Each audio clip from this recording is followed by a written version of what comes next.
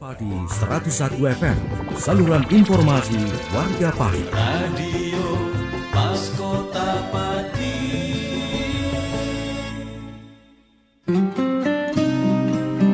Mitra Pas, saatnya Anda ikuti kajian tafsir Ibnu Katsir bersama Ustadz Abdul Kholik Syafi'i MPD Al-Hafidh, pengasuh Pondok Pesantren Yambu'ul Ulum, Sukolilo Pati. Selamat mengikuti. Assalamualaikum warahmatullahi wabarakatuh. Makin pas, makin pasti, Pas FM pasti. Bismillahirrahmanirrahim. Mitra Pas FM yang dirahmati Allah, pertama-tama segala puja dan pujian adalah milik Allah Subhanahu wa Ta'ala. Dan bersyukur karena dalam kesempatan sore kali ini kita masih diberikan nikmat hidayah, masih diberikan kesehatan sehingga kita bisa bersua kembali dalam program spesial kajian kesayangan kita, kajian kitab tafsir Ibnu Katsir. Tak lupa juga salawat ma'assalam kepada junjungan kita Nabi Allah Muhammad Sallallahu Alaihi Wasallam yang kita nantikan syafaatnya di hari kiamat nanti. Baik Mitra Pas FM yang dirahmati Allah, senang rasanya sore kali ini saya Arif Fanili ya bisa kembali hadir untuk Anda di program kajian kitab tafsir Ibnu Katsir. Dan tentunya Anda nanti bisa bergabung berdiskusi bersama narasumber langsung. Anda bisa telepon di 0295 3858877. Kemudian untuk WhatsApp Anda bisa kirim ke 085 277 999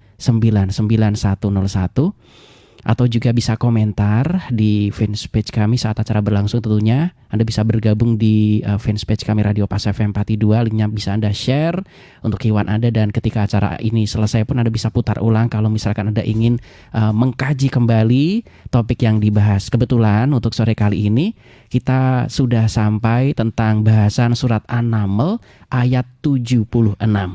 Dan di studio 1 Radio Pas FM Pati sudah rawuh narasumber kita untuk memberikan pencerahan. Beliau adalah Al-Ustadz Abdul Kholik Syafi'i MPD Al-Hafidh, pengasuh Pondok Pesantren Yambu'ul Ulum, Sukolilo, Dukuh Tambang Sari, RT 6 RW 4 Pati. Assalamualaikum warahmatullahi wabarakatuh, Ustadz. Waalaikumsalam warahmatullahi wabarakatuh. Monggo, Ustadz. Assalamualaikum warahmatullahi wabarakatuh. Alhamdulillahilladzi hadana lihadza wa ma kunna linahtadiya laula an hadanallah. Asyhadu an la ilaha illallah wahdahu la syarikalah wa asyhadu anna Muhammadan abduhu wa rasuluh. Allahumma fassalli wa sallim wa barik ala sayyidina wa maulana Muhammadin wa ala alihi wa sahbihi ajma'in. Subhanaka la ilma lana illa ma 'allamtana innaka antal alimul hakim. Wa tub alaina ya maulana innaka antat tawwabur rahim. Rabbi syrah li sadri wa yassir li amri wahlul 'uqdatam min lisani yafqahu qawli. Amin. Amma ba'd. Mitra Pas FM dimanapun Anda berada, semoga senantiasa dalam lindungan Allah Subhanahu wa Ta'ala. Dan kepada semua kru yang bertugas pada sore hari ini, Mas Ari dan semuanya, semoga keberkahan senantiasa melimpah kepada kita semua. Baiklah, bismillah, kita lanjutkan kajian kita tafsir surah An-Naml ayat ke-76. A'udzu billahi minasy syaithanir rajim. Bismillahirrahmanirrahim. Inna hadzal Qur'ana yaqussu 'ala bani Israil aktsara alladzi hum fihi yakhtalifun. Wa innahu lahudan wa rahmatun lil mu'minin. Inna rabbaka yaqdi bainahum bihukmihi wa huwal 'azizul 'alim. Fatawakkal 'ala Allah innaka 'alal haqqil mubin. Innaka la tusmi'ul mauta wa la tusmi'us summa du'a idza wallaw mudbirin wa ma anta bihadil ummi an dalalatihim in tusmi'u illa man yu'minu bi ayatina fahum muslimun. Bismillahirrahmanirrahim. Yaqulu ta'ala mukhbiran an kitabil aziz wa mashtamala alaihi minal huda wal bayan wal furqan. Annahu yaqussu ala bani Israil wa hum hamlatut Taurat wal Injil. Allah Subhanahu wa taala menghabarkan, menceritakan tentang kitabnya, yaitu Al-Qur'an Al-Karim, yang Al-Quran ini mempunyai sifat al-bayan, menjelaskan, wal furqan, dan membedakan antara al-haq dan al-batil. Juga Al-Quran ini ishtamala, yaitu ada kandungannya, yang yakussu ala Bani Israel. Maka ayatnya adalah inna hadzal Qur'an yakussu ala Bani Israel aksarul ladzihum fihi yakhtalifun. Jadi Al-Quran menjelaskan perselisihan-perselisihan yang terjadi di kalangan Bani Israel. Tentu yang masyhur adalah kaikhtilafihim fi Isa. Bani Israel ini berselisih tentang perselisihan Isa. Kita tahu orang Yahudi ini berlebihan mengatakan bahwa Isa adalah anak hasil zina. Iftara bahasanya iftara itu berbohong. Kemudian orang Nasrani itu hulu, berlebihan, sehingga menisbatkan Isa adalah bagian dari Tuhan. Nah, Al-Quran datang di tengah-tengah itu dengan membawa petunjuk dan penjelasan yang menempatkan Nabi Isa sesuai dengan porsinya, yaitu adalah faja Al-Quran bil qawlil wasid al-haq al-adl annahu abdu min ibadillah wa anbiya'ihi wa rusulihil kiram alaihi afdhalatus salatu wassalam. Nabi Isa oleh Al-Quran ditempatkan dalam posisi yang tepat, yaitu sebagai hambanya Allah, kekasihnya Allah, nabinya Allah, utusannya Allah, yang mendapat tugas untuk berdakwah di tengah-tengah Bani Israel. Nah, ini yang dimaksud inna hadzal Qur'an yaqussu ala Bani Israil aksarul ladzihum fihi yakhtalifun. Wa innahu lan sa'tamani Al-Qur'an iku lahudan yaktine dadi pituduh wa rahmatun lan dadi rahmat lil mukminina keduwe wong kang iman kabeh. Jadi Al-Quran ini akan selamanya menjadi petunjuk. Jadi Al-Quran ini menjadi way of life dalam kehidupan kita. Ketika kita sedang merencanakan sesuatu, kita membuat sebuah kesepakatan sosial, Al-Quran memberikan solusi, memberikan petunjuk. Wasyawirhum fil amr, bermusyawarah kalian dalam segala urusan. Ketika kita sedang kecewa dengan pasangan kita antara suami dan istri, Al-Quran memberikan solusi. Jadi Al-Quran ini sudah tahu bahwa keadaan rumah tangga itu dengan berjalannya waktu akan banyak problematika. Maka Al-Quran memberikan petunjuk, memberikan pedoman dalam kehidupan berumah tangga. Wa asa an takrahu syai'aw wa ja'alallahu fihi khairan katsira. Jadi banyak sekali kebaikan-kebaikan dari pasangan kita, meskipun ada sebagian yang kita tidak suka. Jadi kehadiran pasangan kita ini sudah memberikan banyak nuansa dan warna melengkapi kehidupan kita. Setidaknya kita sudah mempunyai pasangan ini terhormat daripada sebelum memiliki pasangan. Jadi ini Al-Quran. Ketika kita sedang kecewa dengan seseorang, Al-Quran memberikan petunjuk. Wal afina anin nas fa'fu anhum, maafkan mereka semua. Mungkin kalau memaafkan kita lihat orangnya, mengingat kesalahannya, tentu terasa berat. Tetapi jika kita ingat bahwa memaafkan ini adalah bentuk ketundukan kita, kepatuhan kita kepada perintah Allah, ini akan terasa ringan. Ini Al-Quran. Ini yang dimaksud wa innahu lahuda wa rahmatan lil mu'minin. Al-Quran akan menjadi petunjuk, akan menjadi rahmat bagi orang-orang mukmin.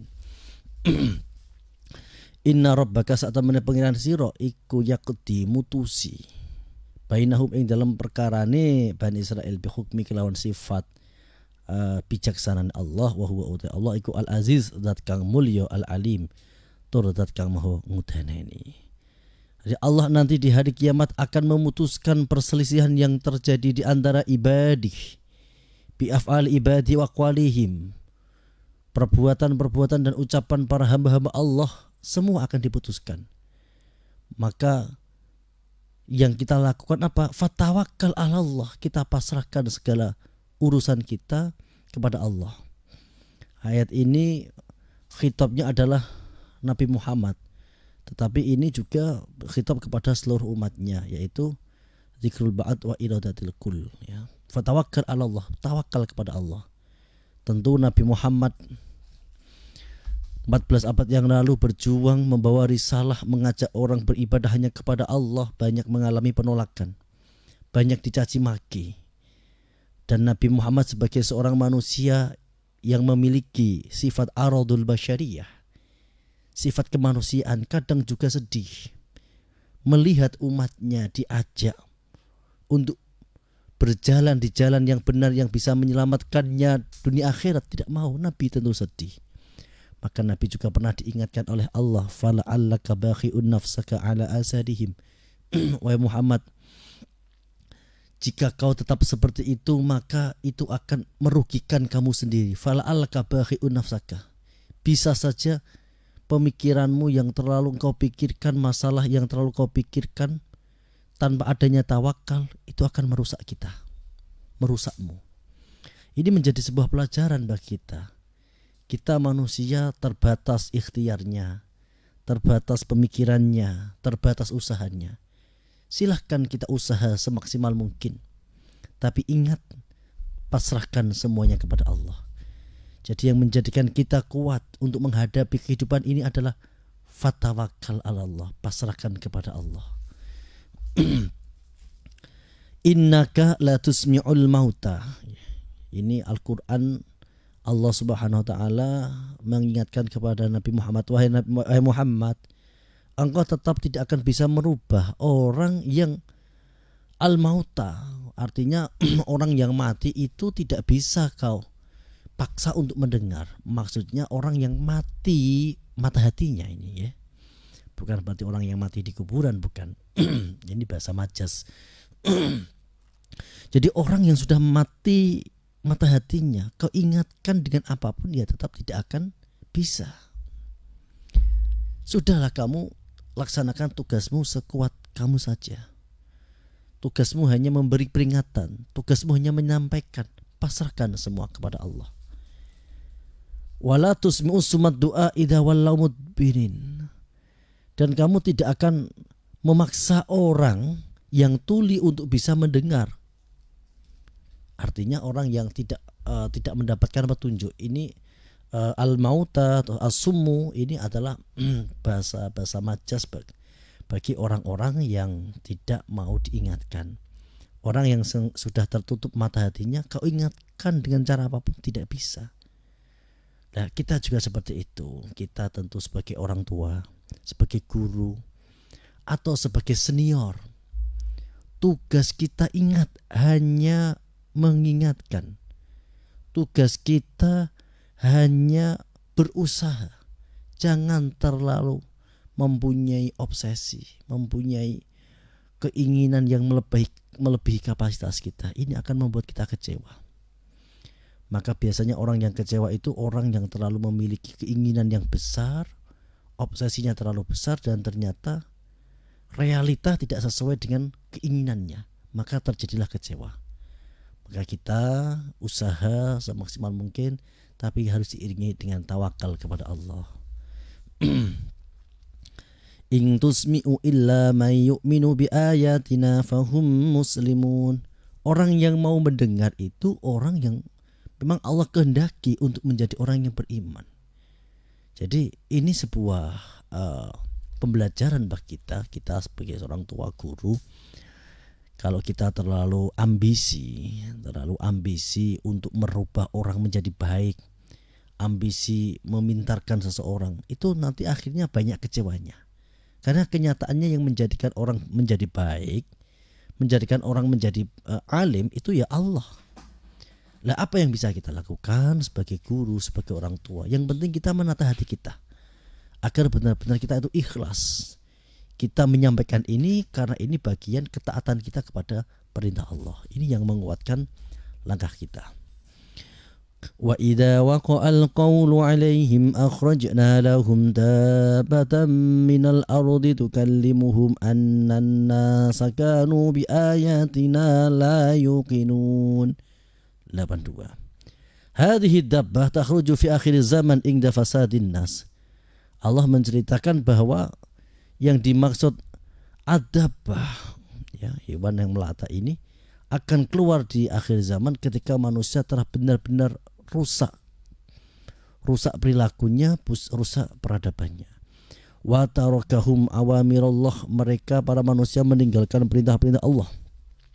Wa tabdilihim ad-dina al-haq, mereka mengganti agama Allah yang benar dengan cara keyakinan agama yang tidak patut, tidak benar. Yakhrujullahu lahum dabatan minal ard, maka Allah akan mengeluarkan dabah. Dabah itu artinya ya hewan yang melata itu dari bumi. Wakila mi Makkah, ada yang sebagian pendapat ya ini keluar dari kota Mekah. Wakila min huwairiha, ada yang mengatakan selain dari Mekah. Sayati tafsiluhu insyaallah, kata Ibnu Katsir, insyaallah saya akan menjelaskan perinciannya. Ini ada banyak hadisnya ini tentang dabah ini. Saya ambil satu saja. Ya ini atau dua mungkin ya, dua hadis ya. Rawa Muslim fi sahihi, ini adalah riwayat Imam Muslim. Anna Rasulullah sallallahu alaihi wasallam qala badiru bil a'mali sittan, segeralah berbuat amal sebelum datangnya 6 perkara. Apa itu? Tulu asyamsi min maghribiha, keluarnya matahari dari arah maghrib, ya. Wad dukhan, keluarnya dukhan, ya. Wad dajjal, keluarnya dajjal. Wad dabah, dan keluarnya dabah. Wa khasata akhadikum, dan hancurnya atau kematian kalian semua. Wa amrul amati, dan sebelum datangnya hari kiamat.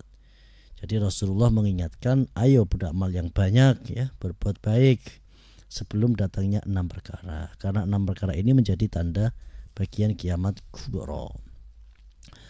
Terus qala Abu Daud at-Tayalisi, ini qala Rasulullah takhruju dabbatul ardi wa maha asa Musa wa khatamu Sulaiman alaihissalam. Nanti dabbah itu keluar dari bumi yang membawa tongkat Nabi Musa dan juga cincin Nabi Sulaiman. Fatahtamu anfar al-kafir bila asa, ketika menjumpai orang kafir ia pukul ya, atau ia menandainya, ditandai dengan tongkat. Wa tujli wajhal mu'minina bil khatim, dan kemudian memberikan cap kepada orang yang beriman dengan cincinnya Nabi Sulaiman. Wa rawi Ahmad, atau sebaliknya ya, kalau orang yang kafir ditandai dengan cincin, orang Islam ditandai, mukmin ditandai dengan aswa Musa, tongkatnya Nabi Musa. Terus kemudian ini sehingga hatta inna ahlal khawanil wahid la yajtami'una fayaqulu hadza ya mu'min wa yaqul hadza ya kafir. Sehingga saking jelasnya tanda yang diberikan dabah itu, ketika manusia sedang berkumpul itu bisa dilihat bahwa ini kafir, ini mukmin. Jadi karena sudah diberi tanda oleh dabah itu. Ini bagian dari tanda-tanda hari kiamat. Kita lanjutkan.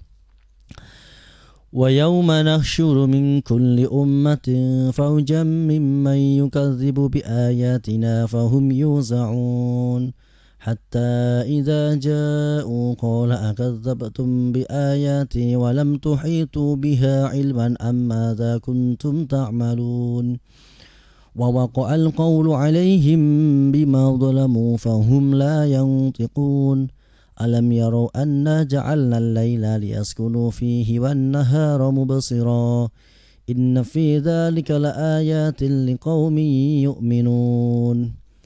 Yaqulu ta'ala mukhbirun an yaumil qiyamah wa hasyar adh-dhalimina minal mukadzibina bi ayatillahi wa rasulihi ila bainallahi azza wa jalla liyas'alahum amma fa'alu fi darid dunya taqri'an wa tawbihan wa tasghiran wa tahqiran.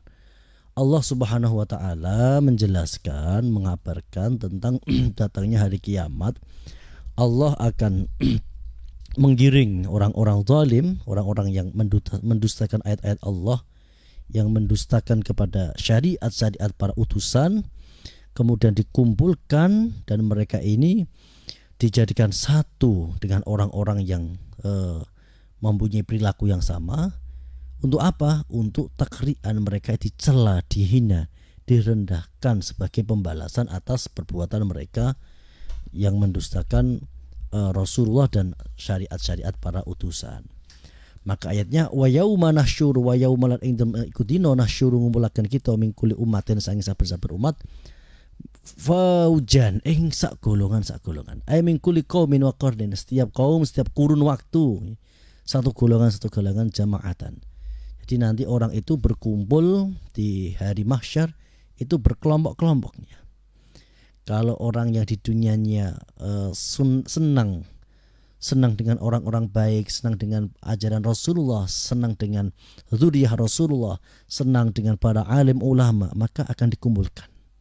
Begitu juga orang yang mempunyai kecenderungan suka dengan orang-orang fusak, orang-orang yang mujrimin, tentu mereka juga akan dikumpulkan oleh orang-orang yang seperti itu. Jadi sesuai dengan kecenderungan hatinya ketika di dunia. Mimma yukadzibu bi ayatina, orang-orang yang mendustakan ayat-ayat Allah. Kama qala ta'ala, sebagaimana Allah berfirman dalam ayat lain. Ini adalah metode menafsirkan ayat dengan ayat yang sering digunakan oleh Al-Hafidz Ibnu Katsir. Usyurul ladzina dzalamu wa azwajuhum, kumpulkanlah wahai para malaikat orang-orang zalim bersama pasangan-pasangan mereka. Tentu pasangan yang sesama zalim. Jadi Al-Quran ini memberikan contoh, ada 4 keluarga yang dicontohkan Al-Quran.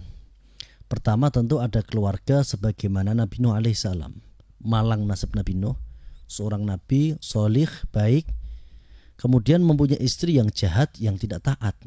Nah tentu pasangan yang seperti ini, laki-lakinya naik masuk surga dan istrinya terjerumus dalam neraka. Kemudian yang kedua ada pasangan sebagaimana Fir'aun dan Asiyah. Fir'aun sangat jahat, sangat ingkar kepada Allah. Sementara Asiyah adalah wanita solihah yang taat, yang beriman kepada Allah. Sehingga pasangan yang seperti ini, istrinya naik ke surga, suaminya masuk ke neraka. Dan yang ketiga, ini yang dimaksud ayat ini, sebagaimana rumah tangga Abu Lahab. Suaminya jahat, istrinya juga jahat. Orang Jawa mengatakan tumbuh untuk tutup. Nah, ya yang seperti ini dia di dunia kumpul, nanti di akhirat kumpul, tapi di neraka. Na'udzubillah min dzalik. Dan yang terakhir, yang 4 ini keluarga idaman, yaitu keluarga baginda Rasulullah Muhammad SAW dengan para istri-istrinya. Rasulullah jika memanggil istrinya itu tidak pernah pakai nama tidak pernah. Tapi kalau memanggil Khadijah itu ya Habibah, wahai kekasih.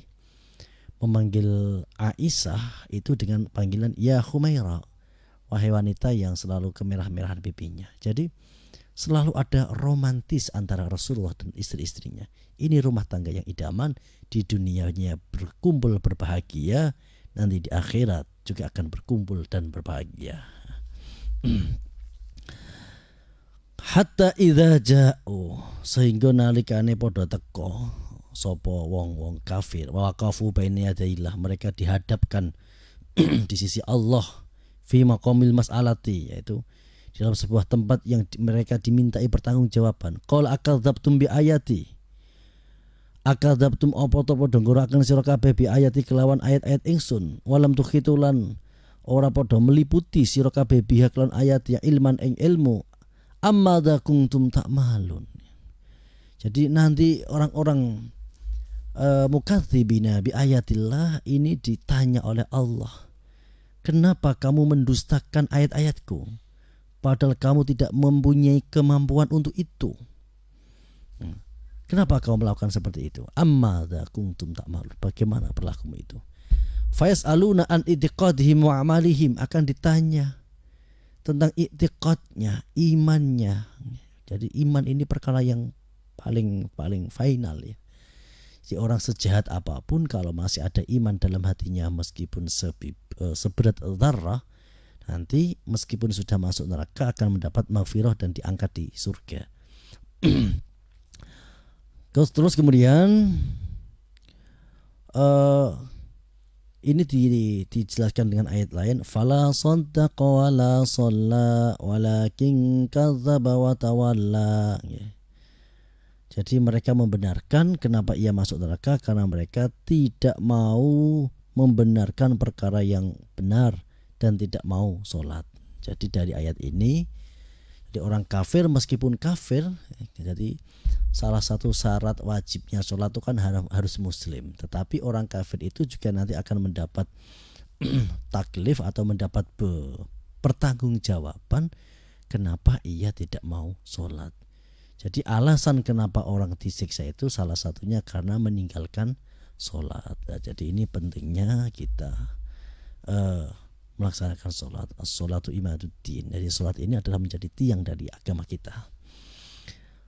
Wa waqa'al qawlu 'alaihim bima dhalamu fahum la yantiqun. Jadi waktu falam yakul lahum jawab. Jadi mereka terdiam membisu, tidak bisa berkata apa-apa. Li'annahum kanu fid dari dunya dzulmatul li anfusihim, karena mereka ketika berada di alam dunia mereka berbuat aniaya merugikan diri mereka sendiri. Dengan apa? Pertama tentu dengan tidak mau beriman kepada Allah. Yang kedua tidak mau membenarkan perkara yang benar, dan yang ketiga tentu karena mereka meninggalkan sholat. Wa qad waradu ila alimil ghaibi wasyahadati alladzi la tafa'alahu khafiyah. Allah, apapun informasi dari kita yang kita kerjakan sehari-hari sampai kepada Allah, tidak ada yang tersamarkan.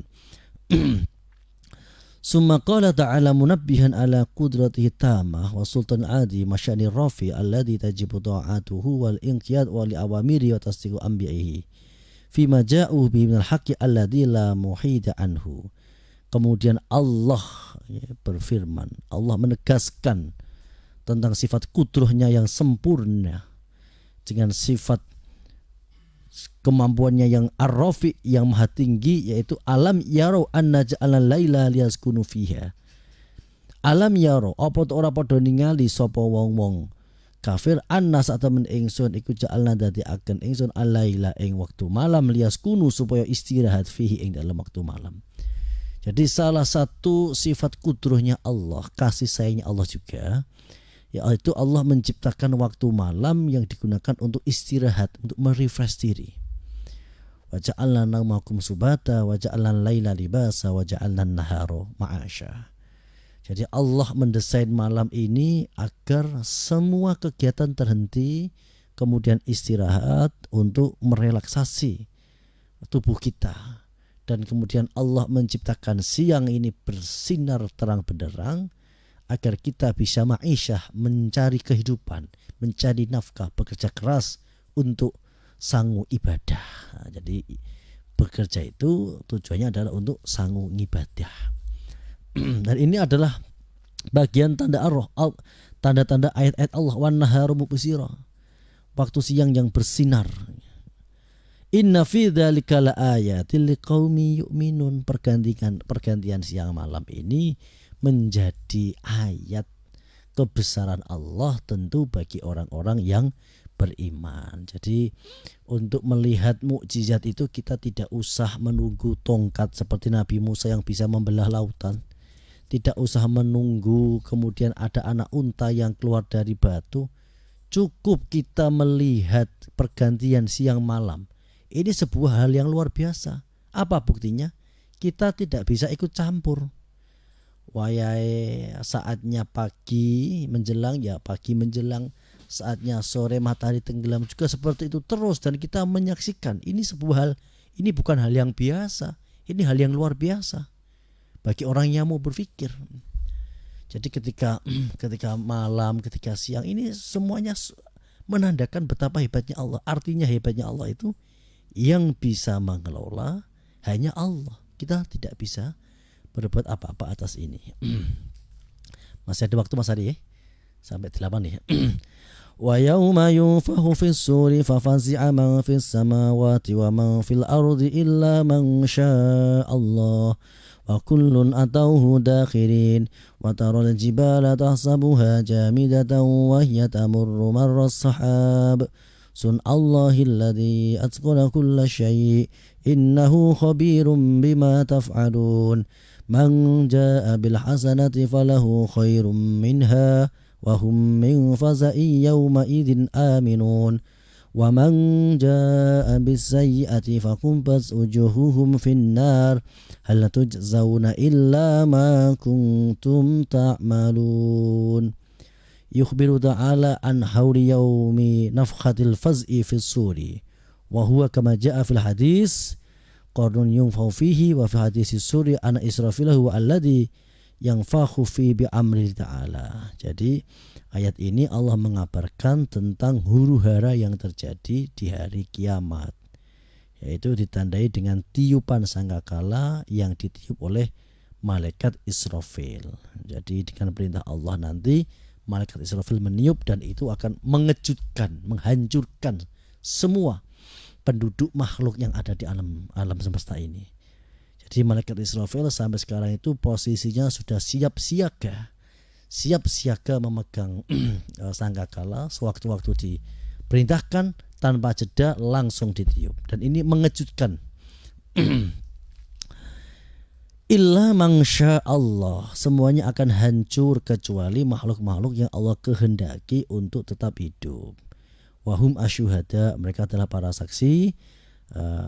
Fa innahum ahya'u inda rabbihim, mereka ini hidup di sisi Tuhannya, dan yurzakun juga diberi rezeki. Qala Imam Muslim bin Hujjat hadatsana Ubaidillah bin Ma'ad al-Ambari hadatsana Abi hadatsana Syu'bah an-Nu'man bin Salim sami'tu Yaqub bin Asim bin Urwah bin Mas'ud as-Saqafi sami'tu Abdullah bin Umar. Ini sanadnya panjang, langsung kita baca redaksinya.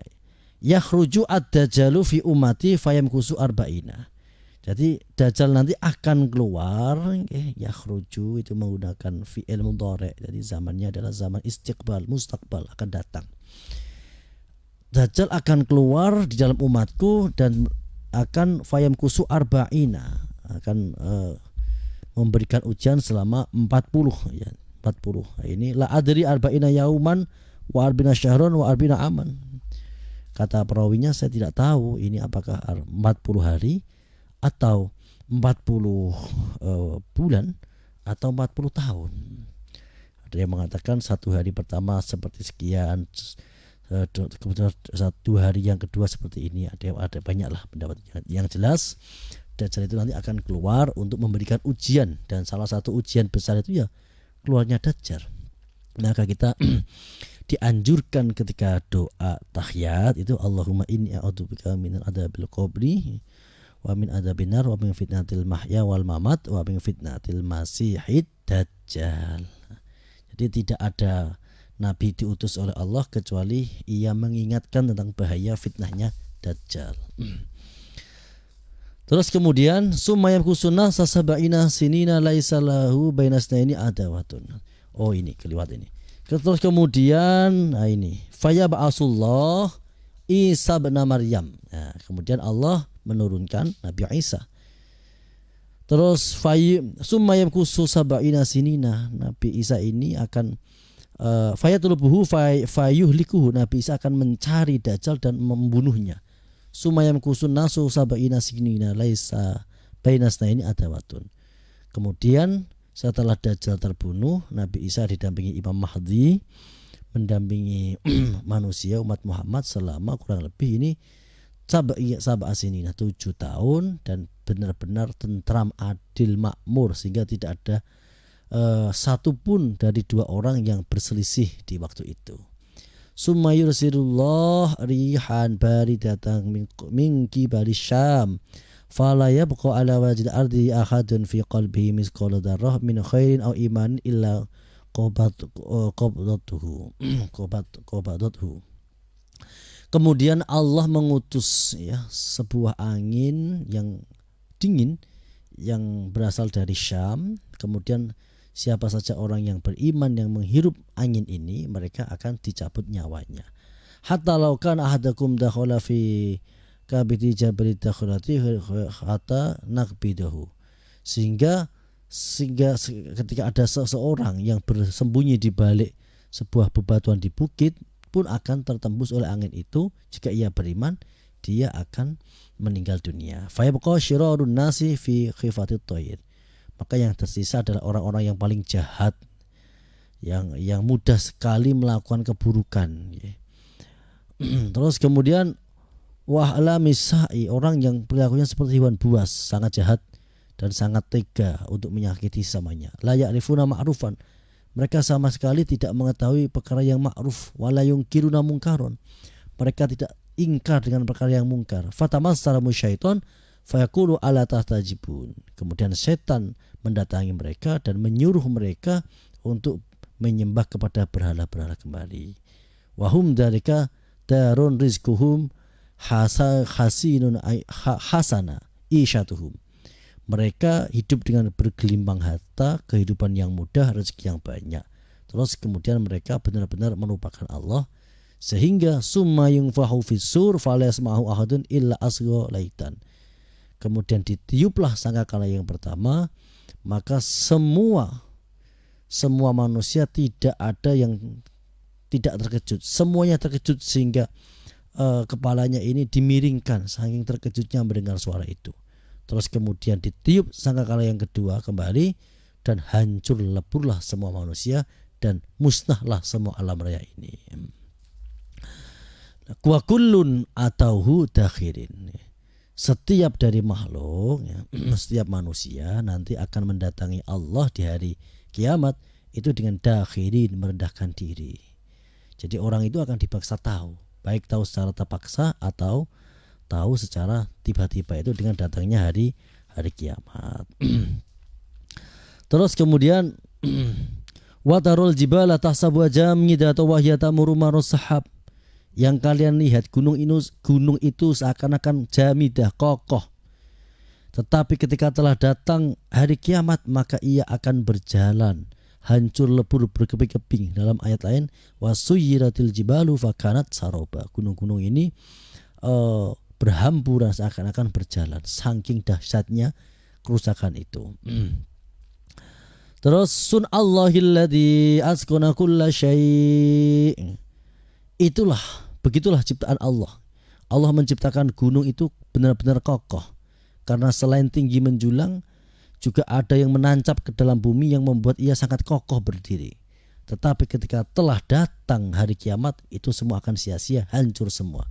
Innahu khabirum bima yaf'alun, sesungguhnya Allah ini maha mengetahui. Ai huwa alimun, khabir ai huwa alim. Jadi khabir ini dimaknai alim, bima yaf'alu ibadahu min khairin wa syarrin.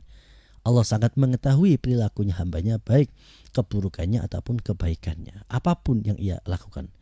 Man jaa bil hasanati falahu khairum minha, qala Qatadah bil ikhlas, barang siapa yang datang dengan kebaikan, Qatadah mengatakan adalah kebaikan yang didasari atas ikhlas, yaitu ketaatan atas perintah Allah, maka dia akan mendapat imbalannya sebagaimana kebaikan itu.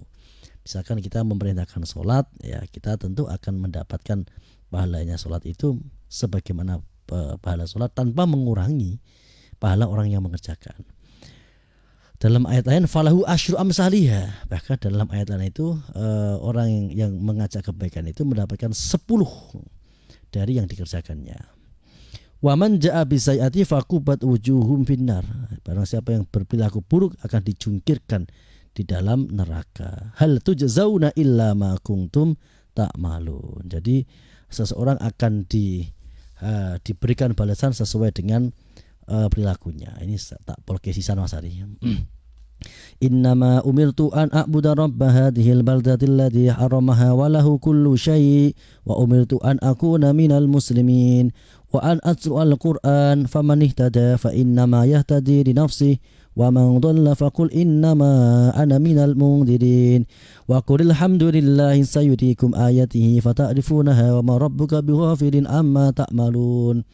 Nabi mempertegas bahwa innama umirtu an a'budu rabb hadhil baldah, perintah kepada Nabi adalah tauhid, yaitu untuk menyembah Tuhan yang menguasai hadhil baldah, yaitu kota Mekah, alladzi haramaha, yang Allah menjadikannya tanah haram. Wa umirtu an akuna minal muslimin, Nabi diperintah untuk menjadi orang yang taslim, yaitu at-taslim wal inqiyad, siap sedia dengan menjalankan syariat Allah. Kemudian wa an aslul Qur'an, Nabi juga diperintahkan untuk membacakan Al-Quran.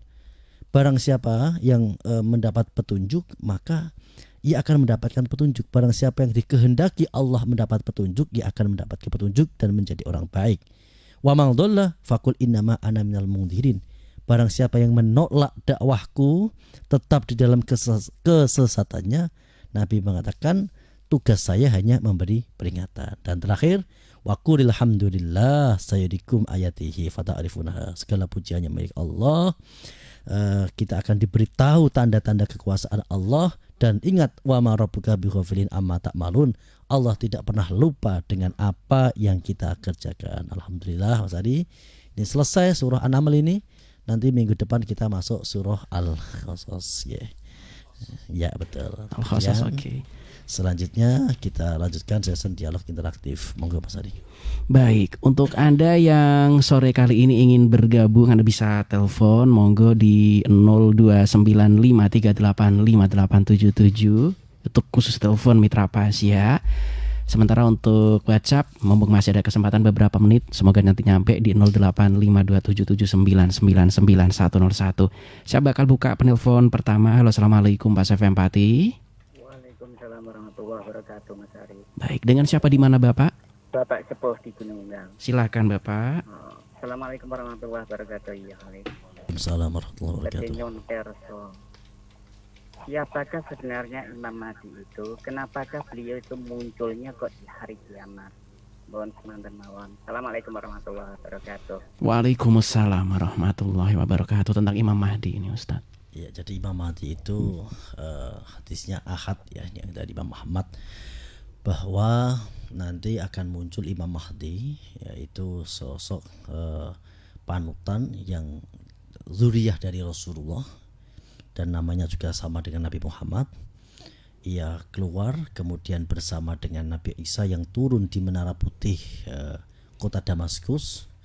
Terus kemudian mereka melaksanakan syariat sebagaimana syariat kita, syariat Nabi Muhammad, dan diperintahkan Allah untuk memerangi Dajjal. Jadi Imam Mahdi ini memang seorang hamba Allah yang memang dipilih oleh Allah, dan masih menjadi misterius ya. Artinya tidak bisa diketahui secara pasti. Nanti kalau sudah saatnya pasti akan tahu. Jadi begitu. Jadi kita tidak usah memaksakan sesuatu yang belum saatnya. Kalau nanti sudah saatnya keluar, semua orang pasti tahu, oh itu Imam Mahdi. Karena begini Mas Ari, sekarang itu banyak sekali, kemudian nanti ada kontroversi, ada seseorang yang kemudian mengaku sebagai Imam Mahdi. Nah, ini tentu hal yang seperti ini harus kita waspadai. Jadi Imam Mahdi itu nanti akan benar-benar keluar dan akan bertemu dengan Nabi Isa. Dan ini keluarnya kan Dajjal dulu. Jadi Dajjal keluar, terus kemudian nanti Imam Mahdi memimpin umat, terus kemudian Nabi Isa turun di Menara Putih kota Damaskus, kemudian bersama-sama untuk memerangi Dajjal. Jadi jangan tergesa-gesa dulu bagi kita untuk kemudian ikut-ikutan, oh itu ada Imam Mahdi. Yang jelas yang paling terpenting pada kita itu, yang penting kita melaksanakan syariatnya, menjaga syariatnya, sholat, puasa, menjaga al-ma'ruf ya, kebaikan-kebaikan. Ini tentu ini nanti Allah akan membimbing kita saatnya. Jika sudah saatnya kita akan tahu, oh itu Imam Mahdi. Demikian Mas Ari. Baik. Nanti tiba-tiba muncul bendera hitam lagi, repot lagi Ustaz, seluruh dunia repot ini. Iya. Berkibar sebelum waktunya. Baik, yang sudah bergabung kembali, assalamualaikum warahmatullahi wabarakatuh Ustaz. Waalaikumsalam warahmatullahi wabarakatuh. Bagaimana dengan sholat yang kita tinggalkan selama masih muda?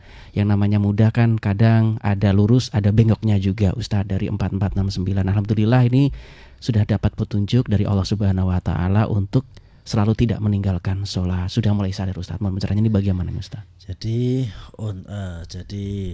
untuk dosa-dosa yang kita meninggalkan kewajiban kita, maka kita wajib qadha ya. Jadi setelah kita sholat duhur, kita sholat lagi, kita niatkan untuk qadha. Begitu seterusnya. Jadi memang karena sholat yang telah kita tinggalkan itu adalah bagian dari maksiat ya. Maksiat itu artinya durhaka kepada Allah. Jadi dalam ini Kiai Jamat Rifai dalam tulisannya itu, lamun maksiat iku tinggal wajib sembahyang ya, mongko wuwuh rukun sak perkara yaiku qadha sembahyang. Jadi kita wajib untuk mengqadha salat kita. Ini dalam perspektif mazhab Syafi'i ya. Jadi salat-salat atau kewajiban kita yang telah lalu, yang kita telah telat tidak melaksanakannya, kita wajib untuk mengqadhonya. Jadi diingat-ingat berapa tahun ya, berapa tahun, berapa apa itu kita ingat. Ya setidaknya setelah sholat duhur kita sholat qadha. Jadi untuk qadha sholat-sholat kita yang telah lalu, gitu Mas Adi. Baik Mas, ada beberapa menit lagi, silakan sebelum maghrib tiba Mitra Pas Anda bisa telepon di 0295 385 877. Sementara untuk WhatsApp bisa Anda manfaatkan juga di 085277 999 101. Yang sore kali ini sudah bergabung kembali. Assalamualaikum warahmatullahi wabarakatuh Ustadz. Dari Kang Wan ini menanyakan tentang kita ini kan, baik ada yang telepon kembali, semoga saja nanti bisa saya baca. Halo, assalamualaikum Pak FM Pati. Waalaikumsalam warahmatullahi wabarakatuh. Baik, dengan siapa di mana Bapak? Ini dari Mas Udin yang di Lasem ini. Mas Udin silahkan. Iya, mau tanya niatnya sholat jamaah zuhur sampai sama asar sama takhir sama takdim. Ya gitu aja, terima kasih. Assalamualaikum. Waalaikumsalam warahmatullahi wabarakatuh. Malah kepikir rata-rata ini Ustadz, monggo. Ya, jadi apa itu sholat jamak? Jamak itu artinya menyambung, menjadikan satu antara dua sholat duhur dengan asar. Jika dilaksanakan di waktu yang pertama namanya jamak takdim. Jika dilaksanakan di waktu yang terakhir itu namanya jamak takhir. Ya. Dan jamak takhir itu ada satu syarat, ketika kita sudah masuk waktu sholat, kita harus niat bahwa kita akan melaksanakan jamak takhir. Jadi niat itu fi qalbi, dalam hati. Ketika kita takbiratul ihram Allahu Akbar itu kita niat bismillah, niat ingsun lampai sholat duhur jamak takdim kali sholat akhar. Jika dikosor tambah kosor 2 rakaat karena Allah. Jika makmum karena Allah. Jadi yang penting itu. Jadi niat itu adalah sebuah klausul yang kita pahami maknanya, dan itu diucapkan dalam hati ketika posisi takbiratul ihram Allahu Akbar. Ketika jamak takhir ya bismillahirrahmanirrahim, ketika kita Allahu Akbar artinya kita niat ingsun melambai sholat. Jika asar dulu ya asar, jika duhur dulu itu kan ada beberapa pendapat. Ada yang mengatakan harus yang waktunya dulu, berarti sholat asar dulu baru sholat duhur. Tapi juga ada yang alat tartib sesuai urutan, itu duhur dulu baru asar. Kalau yang duhur dulu ya berarti ya niat ingsun melambai sholat duhur ya jamak takhir kali sholat asar qasar 2 rakaat, begitu seterusnya. Jadi yang terpenting sholat niat itu kita memahami bahasa yang kita ucapkan. Maka kenapa saya lebih menitik beratkan dengan bahasa Jawa, karena ini yang kita pahami, sehingga yang terpenting itu. Jadi niat itu adalah melakukan sesuatu ya, yang dibarengi, yaitu meniatkan sesuatu dalam hati yang dibarengi dengan muqaranan bil fi'li, dengan perbuatan kita. Jadi ketika kita takbiratul ihram, kita niat melaksanakan sholat apa itu ya, sholatnya sholat duhur atau asar, terus kita nyatakan jamak takdim kalau di awal, dan jika di akhir kita nyatakan jamak takhir. Dan jika sholat ini kita qasar, artinya yang 4 menjadi 2 ya, kita tambahkan qasar 2 rakaat makmum karena Allah. Jadi yang terpenting itu, gitu Mas Ari. Baik, ini terakhir Ustadz dari Kak Wan yang tadi sudah bergabung. Ustadz, tuduhan yang ditujukan kepada ibunya Nabi Isa oleh orang-orang Israel itu sampai sekarang ataukah tidak Ustadz? Ataukah sudah ada revisi? Soalnya kok sepertinya para pengikutnya kok rukun-rukun aja. Mohon pencerahannya Ustaz. Jadi rukun-rukun aja itu karena kita enggak tahu ya. Al-Qur'an itu waqalatil yahudu laisatin nasara ala syai' waqalatin nasara laisatil yahudu ala syai'. Orang Yahudi dan orang Nasrani itu sebenarnya enggak pernah akur gitu. Jadi terlihat rukun itu ya pertama karena ada satu misi yang sama. Tapi setelah itu nanti dia akan saling kuntuk-kuntukan. Ya, kuntuk-kuntukan. Jadi orang-orang Yahudi mengatakan orang Nasrani itu tidak tahu apa-apa. Orang-orang Nasrani mengatakan orang Yahudi tidak tahu apa-apa. Orang Yahudi mengatakan bahwa Isa itu anak dari hasil zina. Orang Nasrani mengatakan ini adalah anak Tuhan. Jadi ini yang dimaksud waqalatil yahudu laisatin nasara ala syai' waqalatin nasara laisatil yahudu ala syai'. Padahal wahum yatlunal kitab. Mereka sama-sama membaca Alkitab. Jadi tahsabuhum jami'a wa qulubuhum syatta. Kau kira mereka itu bersatu tapi hatinya terpecah. Demikian tadi. Baik, sudah maghrib Ustadz. Sebelum kita closing, mohon doanya, monggo Ustadz. Bismillahirrahmanirrahim. Allahumma salli ala Sayyidina Muhammad wa ala ali Sayyidina Muhammad. Alhamdulillahi Rabbil Alamin. Ya Allah, Ya Rahman Ya Rahim, berikan hidayah kepada kami, Allah, agar kami selalu berada di jalan yang benar, yang Kau ridai. Ihdinas siratal mustaqim, siratal ladzina an'amta 'alaihim ghairil maghdubi 'alaihim waladdallin. Amin. Rabbana la tu'akhidna in nasina aw akhtana. Rabbana tahmil 'alaina isran kama hamalta 'alal ladzina min qablina. Rabbana wa la tuhammilna ma la taqata lana bihi wa'fu 'anna waghfir lana warhamna anta maulana fansurna 'alal qaumil kafirin. Wa sallallahu Muhammadin nabi wa ala alhamdulillahi rabbil alamin. Demikian kajian pada sore hari ini, semoga bermanfaat. Kurang dan lebihnya mohon maaf. Kita akhiri. Walafu minkum. Wassalamualaikum warahmatullahi wabarakatuh. Waalaikumsalam warahmatullahi wabarakatuh. Mitra Pas, ketemu lagi insya Allah Rabu depan. Saya Rifanili pamit. Informasi Pas FM pasti. Wassalamualaikum warahmatullahi wabarakatuh. Mitra Pas, demikian tadi telah Anda ikuti kajian tafsir Ibnu Katsir bersama Ustadz Abdul Kholik Syafi'i MPD Al-Hafidh, pengasuh Pondok Pesantren Yambu'ul Ulum, Sukolilo Pati. Kajian tafsir Quran Ibnu Katsir di Radio Pas FM Pati bisa Anda ikuti kembali pada Rabu minggu depan. Anda juga bisa mengikuti kajian rutin malam Jumat tafsir Ibnu Katsir ba'da maghrib, diawali sholat berjamaah di Masjid Al-Istiqomah, Jalan Sunan Prawoto, Sukolilo. Dan setiap selapanan malam Jumat Wage jam 7 malam ba'da sholat Isya. Anda juga bisa menghadiri majelis dzikir mujahadah dan istighosah bersama Ustadz Abdul Kholik Syafi'i MPD Al-Hafidh di Pondok Pesantren Yambu'ul Ulum, Dukuh Tambang Sari, Kedung Winong, Sukolilo.